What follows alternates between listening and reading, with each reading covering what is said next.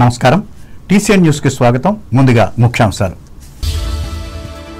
భీమవరం ఉండి నియోజకవర్గాల ప్రాంతీయ ఆసుపత్రుల పని విధానంపై పరిశీలించిన రాష్ట్ర పర్యాటక గృహ నిర్మాణ శాఖల ప్రత్యేక ముఖ్య కార్యదర్శి అజయ్ జైష్ వెంట ఉన్న జిల్లా collector joint collector MLA Pulaparthi yoga ప్రక్రియ ద్వారా అందరూ ఆరోగ్యంగా ఉండొచ్చు భీమవరంలో ప్రజలకు ఉద్బోధించిన పశ్చిమ గోదావరి జిల్లా కలెక్టర్ చదలవాడ పాల్గొన్న police SP Nayeem హస్మి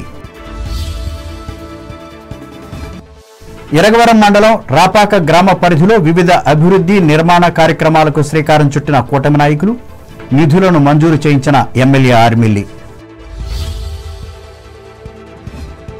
Tanuku steel stall వద్ద టీ తాగుతూ ఈ దినోత్సవాన్ని ఘనంగా నిర్వహించిన బీజేపీ శ్రేణులు ఆధ్వర్యం వహించిన మున్సిపల్ మాజీ చైర్పర్సన్ డాక్టర్ రేణుక భారత మాజీ ప్రధాని రాజీవ్ గాంధీకి తణుకులో నివాళులర్పించిన కాంగ్రెస్ పార్టీ కార్యకర్తలు ఉగ్రవాదానికి వ్యతిరేకంగా నినాదాలు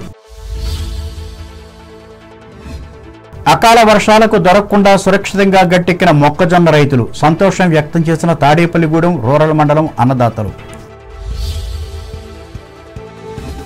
మన ప్రాచీన యోగాను జీవన విధానంలో భాగం చేసుకోవాలి రాజమండ్రిలో ప్రజలకు సూచించిన రాష్ట్ర మంత్రి కందుల ఆంధ్రప్రదేశ్లో అందరూ ఆరోగ్యంగా జీవించాలన్నదే కూటమి ప్రభుత్వ లక్ష్యం వేలివెన్నులో స్పష్టం చేసిన రాష్ట్ర skill development corporation chairman Burugupalli 13 లక్షల రూపాయలు విలువ చేసే 29 ముఖ్యమంత్రి సహాయ నిధి చెక్కుల అందజేత ప్రపంచానికి యోగా అనే ప్రత్యామ్నాయ వైద్య విధానాన్ని అందించిన ఘనత భారతదేశానిదే అమలాపురంలో ప్రకటించిన అంబేద్కర్ కోనసీమ జిల్లా కలెక్టర్ మహేష్ కుమార్ పార్టీ శ్రేణుల మనోభావాలను గౌరవిస్తూ వైసీపీని తిరిగి అధికారంలోకి తేవాలి ఏలూరు పార్టీ సభలో నాయకులకు ఉద్బోధించిన ఎమ్మెల్సీ రవీంద్రనాథ్ ద్వారకా తిరుమల చిన్న వెంకన్న హుండీల ద్వారా 34 రోజులకు గాను లభించిన 3,92,00,000 ఆదాయం వెల్లడించిన ఆలయ కార్యనిర్వహణాధికారి ఎన్వీఎస్ఎన్ మూర్తి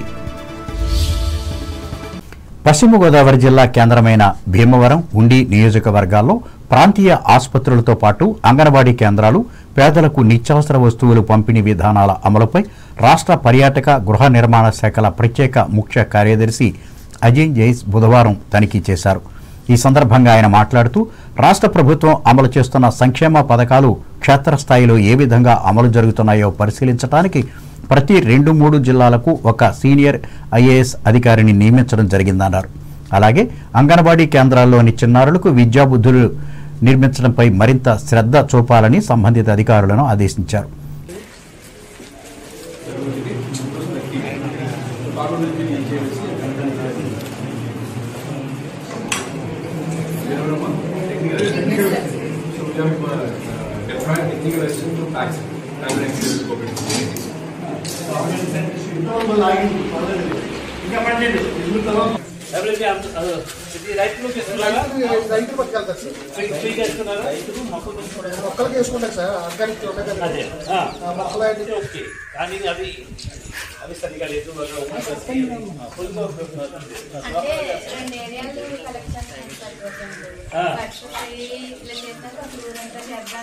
ముఖ్యమంత్రి గారు అదేవిధంగా రాష్ట్ర ప్రభుత్వం సీనియర్ అధికారులని జిల్లాకి వెళ్ళి గ్రామంకి వెళ్ళి అక్కడ పరిస్థితి ఏ విధంగా ఉన్నాయి ప్రభుత్వం పథకాలు ఏ విధంగా అమలు అవుతున్నాయి దానిపైన స్టడీ చేసి సీనియర్ ఆఫీసర్స్ అందరూ కూడా గ్రామంకి వెళ్ళాలి అనేది ఆదేశం ఇవ్వడం జరిగింది దీనికి భాగంగా సీనియర్ ఆఫీసర్స్ని 2-3 జిల్లాకి ఒక ఆఫీసర్ అపాయింట్ చేసినారు మాకు అయితే ఇక్కడ east and west Godavari earlier east అంటే ఈరోజు 5 జిల్లాకి ఈ స్పెషల్ జోనల్ ఆఫీసర్ అపాయింట్ చేయడం జరిగింది దీనికి భాగంగా ఈరోజు వెస్ట్ గోదావరి జిల్లా భీమవరంకి రావడం జరిగింది పొద్దున నుంచి నేను కలెక్టర్ జాయింట్ కలెక్టర్ అదేవిధంగా జిల్లా అధికారులు ప్రజాప్రతినిధులు అందరూ కలిసి ముందు భీమవరం హాస్పిటల్ తర్వాత అక్కడ అంగన్వాడీ సెంటర్ తర్వాత ఒక ఫేర్ ప్రైస్ షాప్ అదేవిధంగా దీపం పథకం ఒక లబ్ధిదారులు అదేవిధంగా ఇక్కడ ఇది మహదేవపట్నం సో మహదేవపట్నం గ్రామంలో ఉన్న ఆర్ఎస్కే రైతు సర్వీస్ కేంద్రం అదేవిధంగా విలేజ్ సెక్రటేరియట్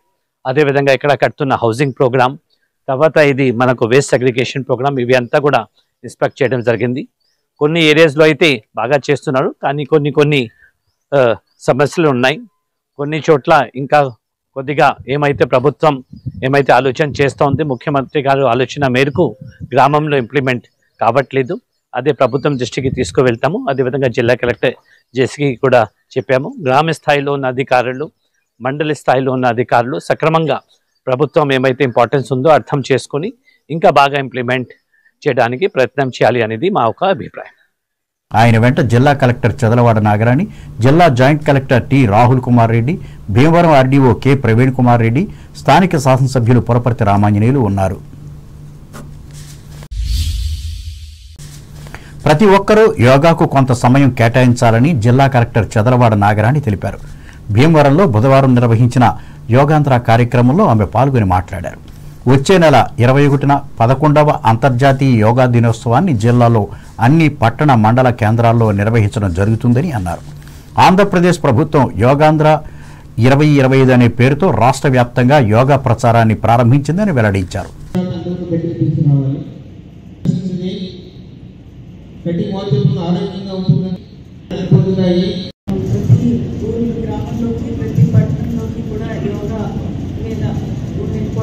ప్రజల్లోకి తీసుకెళ్ళి అంత మాస్ యోగా అందరూ కూడా యోగా చేసే విధంగా యోగాంధ్రప్రదేశ్ అని చెప్పేసి ప్రోగ్రామ్ స్టార్ట్ చేయడం జరిగింది. దీంట్లో అధికారులు అందరూ కూడా శ్రద్ధగా పార్టిసిపేట్ చేయాలని చెప్పేసి ప్రజలందరినీ కూడా మోటివేట్ చేసి ఒక గ్రూప్ ప్రోగ్రామ్స్ జరిగే విధంగా చేయాలి. ఇది అందరికీ తెలుసు, యోగా అంటే చాలా ఆరోగ్యానికి, మానసిక ఆరోగ్యానికి చాలా మంచిది.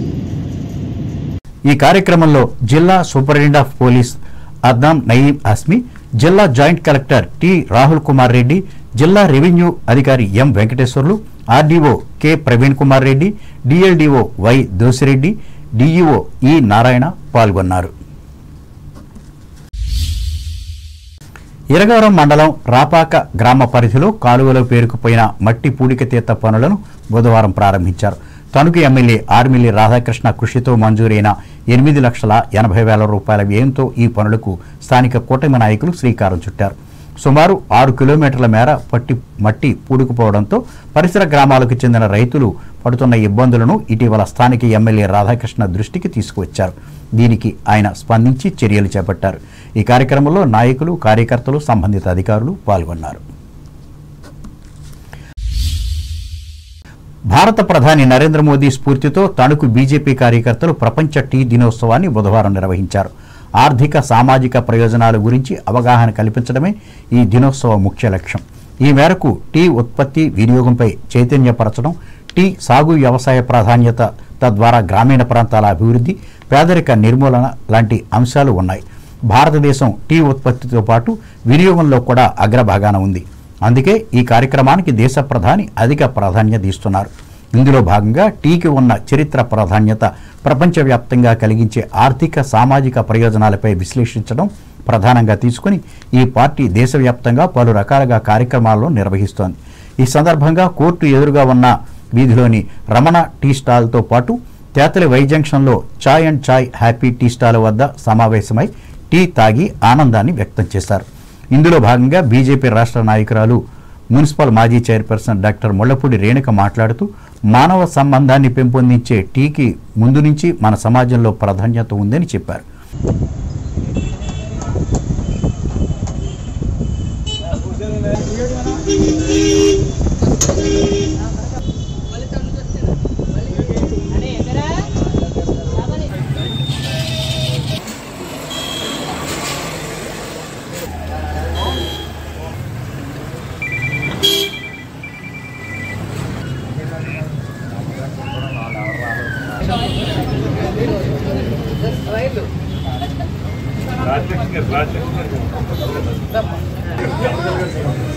ఒకటి అంతర్జాతీయ టీ దినోత్సవం సందర్భంగా మరి ఇక్కడికి వచ్చేసిన అందరికీ కూడా, అలాగే టీ తీసుకునే ప్రతి ఒక్కరికి కూడా శుభాకాంక్షలు.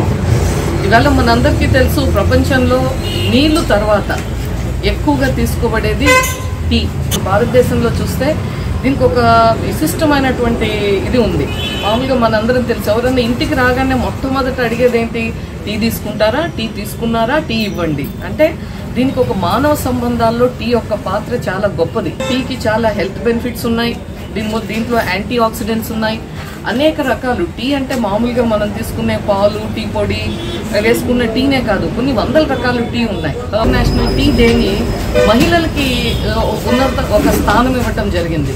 ఎందుకంటే టీ ప్లాంటేషన్ వేయాలన్నా, టీ ఆకు కట్ చేయాలన్నా, టీ ఆకుని తర్వాత ప్రాసెసింగ్ చేయాలన్నా, ఆ తర్వాత మనం వాళ్ళు ప్యాకేజింగ్ చేసే దాంట్లో 80% టీ మన విమెనే ఉంటారు.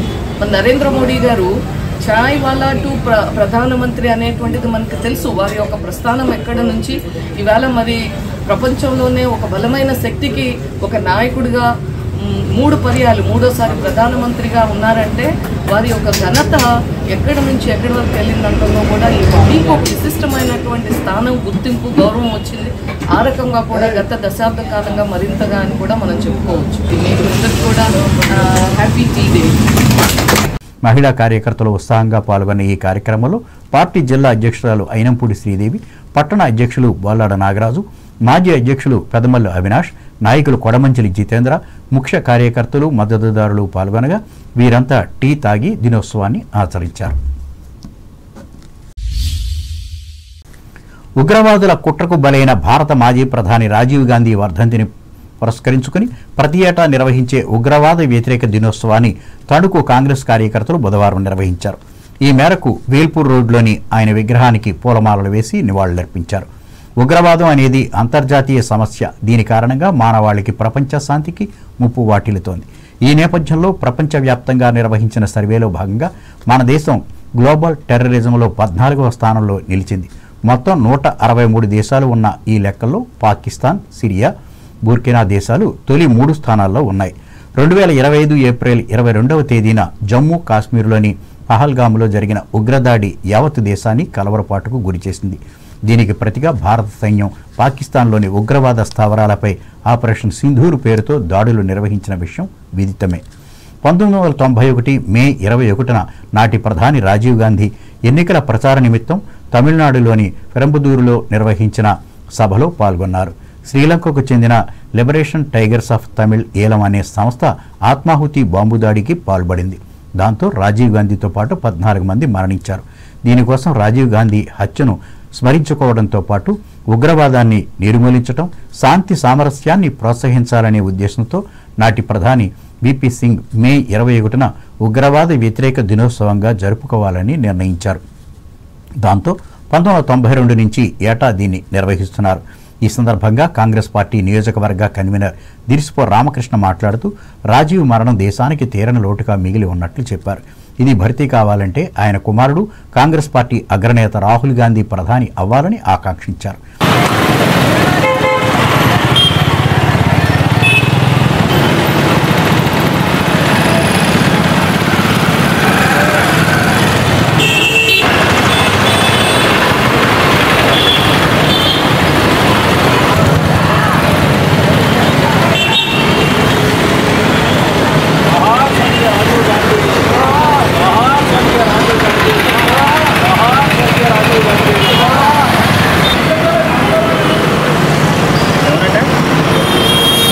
स्वर्गीय श्री राजीव गांधी, जोहार स्वर्गीय श्री राजीव गांधी, जोहार स्वर्गीय श्री राजीव गांधी, जोहार स्वर्गीय श्री राजीव गांधी, वर्धिल्लाली कांग्रेस पार्टी नायकत्వం, वर्धिल्लाली राहुल गांधी नायकत्వం, जय कांग्रेस, जय कांग्रेस, जय कांग्रेस, जय कांग्रेस. నియోజకవర్గ కాంగ్రెస్ పార్టీ ఆధ్వర్యంలో స్వర్గీయ శ్రీ రాజీవ్ గాంధీ గారి 35వ వర్ధంతి సందర్భంగా ఆయన విగ్రహానికి పూలమాలలు వేసి ఘనంగా నివాళులు అర్పించడం జరిగింది. ఈవేళ భారతదేశానికి సాంకేతిక పరిజ్ఞానాన్ని అందించిన మహానుభావుడు శ్రీ రాజీవ్ గాంధీ గారు. ఈవేళ కంప్యూటర్ యుగాన్ని, ఇవాళ సెల్ ఫోన్లు, టెక్నాలజీ తెచ్చింది మహోన్నత వ్యక్తి శ్రీ స్వర్గీయ రాజీవ్ గాంధీ గారు. వారి యొక్క వర్ధంతి సందర్భంగా ఆయనకి ఘన నివాళులు అర్పిస్తూ ఈ భారతదేశం కోసం ప్రాణాలు అర్పించిన కుటుంబం ఏదైనా ఉందంటే అది ఇందిరాగాంధీ కుటుంబం. ఇవాళ దేశంలో అన్ని వర్గాల, అన్ని మతాల ప్రజల కోసం పాటుపడే ఏకైక పార్టీ ఏదైనా ఉందంటే అది కాంగ్రెస్ పార్టీ. ఈ కార్యక్రమంలో మున్సిపల్ మాజీ కౌన్సిలర్ దిరిసిపో శాంతారావు, నాయకులు మల్లిపూడి లక్ష్మి, అన్నెపు శ్రీను, నక్క లోవరాజులు పాల్గొన్నారు. మొక్కజొన్న రైతులు అకాల వర్షాలకు దొరకకుండా గట్టెక్కేశారు. తాడేపల్లిగూడెం రూరల్ మండలంలోని పలు మెట్ట ప్రాంతాల గ్రామాలలో మొక్కజొన్న సాగు జరుగుతోంది. కొమ్ముగూడెం, పట్టింపాలెం, వీరంపాలెం, బంగారుగూడెం తదితర ప్రాంతాల్లో వందలాది ఎకరాలలో ఈ పంట పండిస్తున్నారు. పొత్తులు కోసి నూర్పిడి యంత్రాలతో గింజలను వేరు చేసి బస్తాలలో నింపి మార్కెట్కి పంపించారు. వివిధ కంపెనీల ప్రతినిధులు కొనుగోలు చేసి తీసుకువెళుతున్నారు. టన్ను 18,000 నుంచి 22,000 రూపాయలకు మధ్యలో ధర పలుకుతోంది. ఎకరం మొక్కజొన్న సాగుకు 30 నుంచి 40,000 రూపాయలు ఖర్చు అవుతుండగా ఎకరానికి 4 టన్నుల వరకు దిగుబడి వస్తోందని రైతులు చెబుతున్నారు. అకాల వర్షాల బారిన పడకుండా పండిన పంటను మార్కెట్కు తరలించడంతో మొక్కజొన్న రైతుల్లో హర్షం వ్యక్తం అవుతోంది.